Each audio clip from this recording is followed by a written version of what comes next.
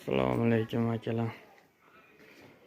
Mana shu mollar 5 kun bo'ldi olganimizga. Bu yerda.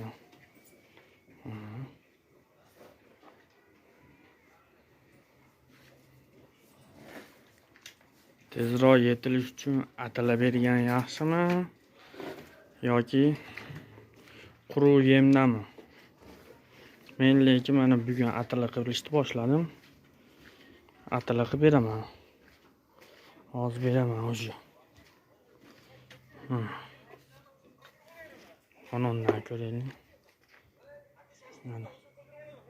Xo'p, bunda qo'zapocha bor.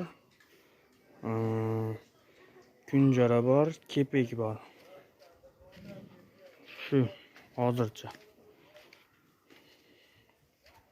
Qo'zapocha mana. Shunaqa qo'zapocha bor. Mana mollar. Hozir somonini berdim. Silos somon aralashtirib, onga o'xshatib. Mana.